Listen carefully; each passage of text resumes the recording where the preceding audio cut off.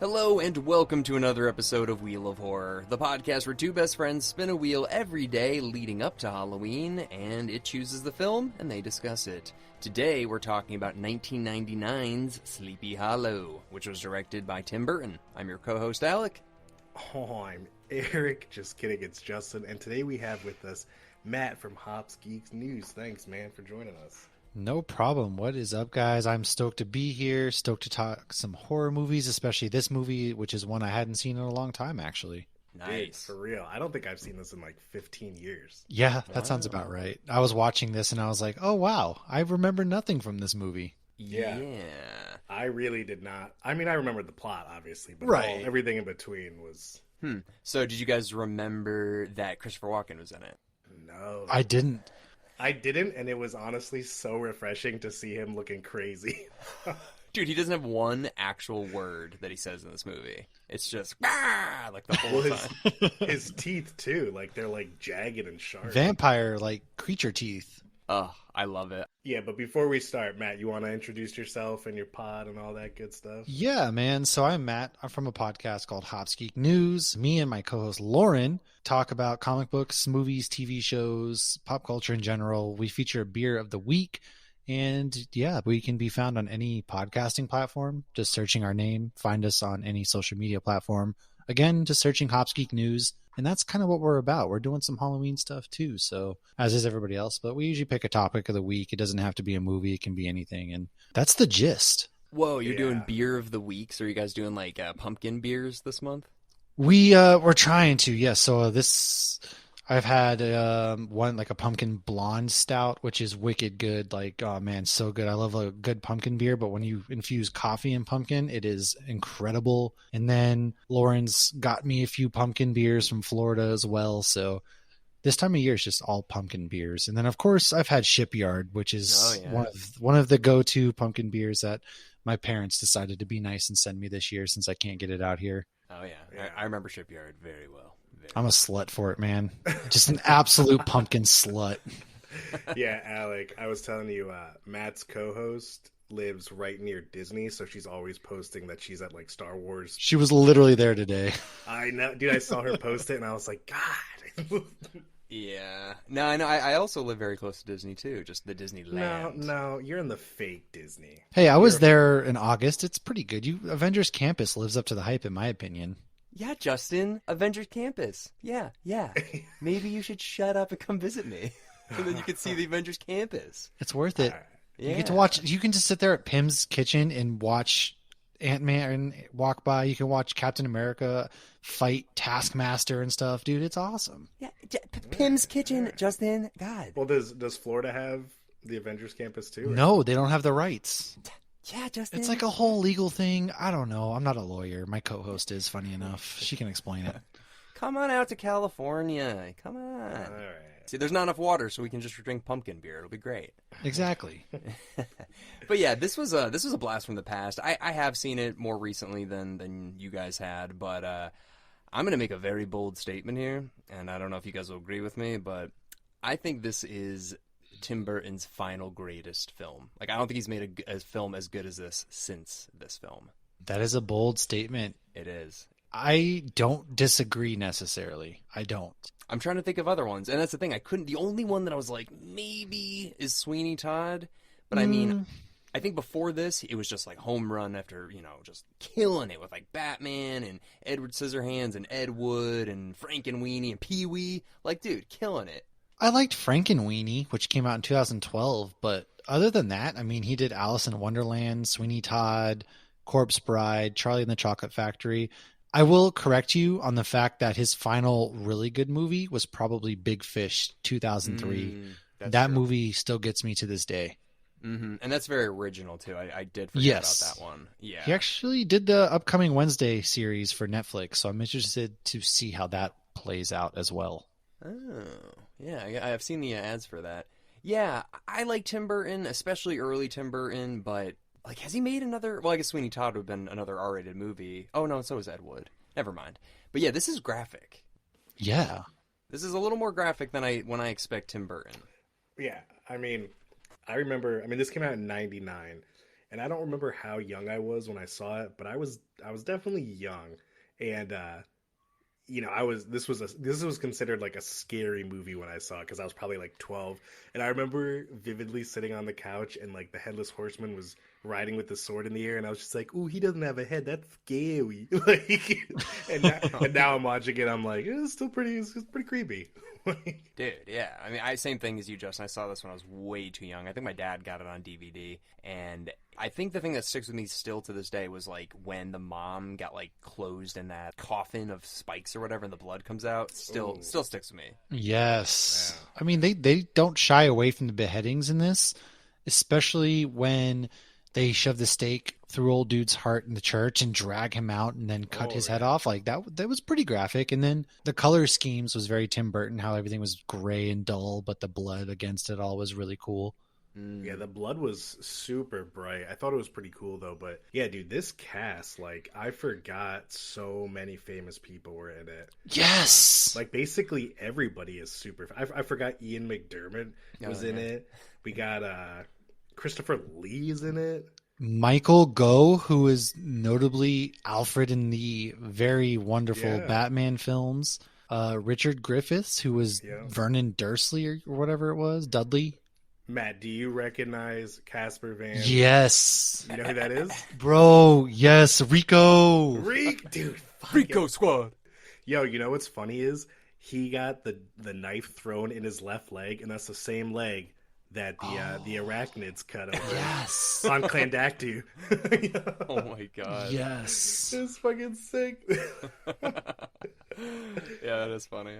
And then there's Christina Ricci, who looks literally like she hasn't aged a day. Not at all. She's very young in this. I think she's like 19. She was a dime piece. Yeah, but then Johnny Depp's like 40, and you're like, whoa. But he looks super young in this, though, too. He does. Yeah, he's only a few years older than us, and he's just, it's just like way more famous, you know? Yeah. This is like right before his Pirates of the Caribbean explosion, too. This is also pre-poop in the bed. So I was waiting. Okay, so it only took 7 minutes for you to bring up Amber Heard. Okay. Dude, people don't forget when you poop in a bed. People don't forget. And Justin's always here to remind us. So yeah, Amber Heard was like 11 when this came out. She's probably watching it and she's like, one day, I'm going to poop in that guy's bed.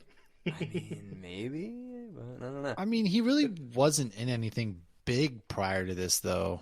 I mean, Johnny Brasco, Edward Scissorhands, Fear and Loathing, The Ninth Gate, but then after this, he was in Chocolat, Blow, From Hell, and then Pirates of the Caribbean. So yeah, I feel like this is like right, like everybody probably knew Johnny Depp's name, but this is like right before he like went nuclear in Hollywood. I mean, he was also 21 Jump Street. He was also in Nightmare Before Christmas. Nightmare on Elm Street. Yeah. Yep. So I feel like he was pretty big at this point. This would have been, 15 years into his career. But then Pirates, that's like, the fuse was lit. Oh, and also Secret Window. He stole your story. He stole your story. Yeah, Johnny Depp does a great, like, creepy act in these movies. Like, he's just really good at being creepy. And I think him matched up with Tim Burton is great. Like, this just felt like such a Tim Burton movie. Everything was dark and like covered with woods, and the town was remote, and it was eerie. It was good. Have either of you guys been to Sleepy Hollow, the real one? No, not a real place. Yeah, it is. Is it? Yeah. Is it really? Oh my god, really, guys? Yeah, it's like an hour north of New York City. Yeah. See, we don't go to New York. It's a scary place. Yeah, we don't talk about New York. I always thought this was like way up, like Buffalo. I'm like, and then I looked it up on Google Maps. Correction, I have been to Sleepy Hollow. Yeah, it's right by Tarrytown. Yeah, exactly. It's not scary at all. No. Yeah. But actually, so what they wanted to do is they wanted to film this up there, but they were like, it just doesn't look that great. Then they went to Massachusetts. Like, you guys know Sturbridge Village? Oh, yeah. Been there on many field trips. Oh, yeah. So they went up there, and they also were like, this isn't right. So then they ended up just building the entire set in England. So yeah, I don't know. It looks great, though. The set's fantastic. This is, like, I think, like, it's not, like, as, I don't know, like, engaging, I guess, as most of Tim Burton stuff. Like, you're not, like, blown away by everything. But I thought, like, it looked so good. It looked so real and scary and stuff like that. But then also, as you were saying, Matt, earlier, just the color scheme, seeing that red carpet that led up to like all these torture devices, that like really stood out because there's not a lot of color in the movie. Yeah. Yeah, so I mean, I don't know. I guess coming away from it now, Matt, I'm assuming you're in your 30s. I'll be 32 on Saturday. Well, this is in the past, but yes, I have recently turned 32 in the month of October. Oh, nice. Well, happy, whatever, belated. Okay, so we're all roughly the same age then. Since you guys haven't seen this movie since you were kids, I mean, how do you think it holds up now? Is it scary? Do you think it's just a good movie? I mean, let's hear your thoughts. It's not scary. No, I mean, back then, yeah, when I watched it, I think I was about 9 when I actually watched it because I started horror movies from a young age because my parents just didn't care, which I don't know if that's a good thing or a bad thing, but it's not scary. But to me, it holds up. Being a 1999 film, there was no real effects or graphics that you were like, oh, that takes you out of the moment. I think overall, it's still a really solid movie. Kind of like a whodunit. I had even forgotten like the Headless Horseman. There was something more at play, but I couldn't exactly remember what. So it kind of captured me and brought me back in. And then the fun of the journey and just the kills were kind of really cool and clever. There's a fight sequence with the Headless Horseman, which I thought was still really well done. And it kind of really holds up to this day. And the sequence where Christopher Walken turns back into flesh after getting his skull back, I thought that was actually still pretty well done. So overall, it holds up. It's very entertaining. Scary, no, but a good Halloween film that should be in people's rotations, yeah, definitely. Yeah, I agree. I mean, I haven't seen it in so long, but like you said, Matt, like I feel like you can casually watch this like every Halloween. Just put it on like you know how Frosty comes on every Christmas, because I mean, it was spooky and so many good actors, and the plot was cool too. Like I didn't remember anything of it, and they could have easily skimped on the story and just been like, oh, like legends of old say once every 100 years he searches for his head, but they actually like did something where the witch was the little girl who saw him die and she like sold her soul to Satan. So I liked how Tim Burton did that. Yeah. That was really cool. How the little girl was like the one who snapped the branch or whatever, and you're like, that's her. Dude, like I completely forgot the mystery. Like at the end, I was like, as I'm watching it, I'm like, wait, like what does happen? I don't remember, and I was very engaged with it this time. And also, yeah, dude, the fighting, like actually, oh, you're gonna love this tidbit, Justin. Guess who was the body of the Headless Horseman? I do not know. Same body that was Darth Maul. Oh no way, Ray Park. Yeah, maybe. I don't remember the name. Yeah, is the same guy who played Darth Maul, right? Yeah. That's oh, no way. That's awesome. I never knew that. Dude, isn't that sick though? I mean, like the fighting or whatever, like, you know, when he's fighting Rico from Starship Troopers or whatever, that whole scene with him and Johnny Depp, like they're all the 3-way fight is. That was a badass fight. Dude, Rico did a good job. Rico, like he really did. If you could kill the Headless Horseman, Rico probably would have won because he was doing good. He took it to him. He had this, you know, that he was dual wielding scythes and was just going to town and got some good hits in. To be fair, he held his own. And the fact that you obviously can't kill the Headless Horseman is the only reason why he lost his fight. Now, let me ask you, if Christina Ricci was watching that fight from a window, do you think she'd still be so into Johnny Depp? Well, only because Rico gets cut in half. Yeah. Yeah, I'm assuming the male selection in that small remote town, she doesn't have a lot to pick from. So. She's thirsting after Johnny Depp because there's literally nobody else. It's a bunch of old dudes with powdered wigs. I know. I love that too. Like they're the richest ones in town. I'm like, there's like fucking 10 people in town. Like what? Okay. How rich are they, and how poor is everybody else? Because the entire town fits into that small church. Right. And they're all like, you know, we're basically all like brothers and sisters up here. And everyone's like, oh, okay. Like, it's kind of weird. We're just going to brush over that. Dude, I also liked, they kind of had like a Clue-esque to it where when Johnny Depp and the kid were in the notary office and he was like, oh, who did this will go to? It was the Van Gertz or whatever. It's like, and if he died, it went to him. And I was like, wow, he's really detectiving this shit right here. Okay. Yes, they did some fantastic detective work in this movie. Like, can we point out that there was some legit detectiving going on? And what's his name? Is it Mesbeth? Or however you pronounce the kid who's running around with him?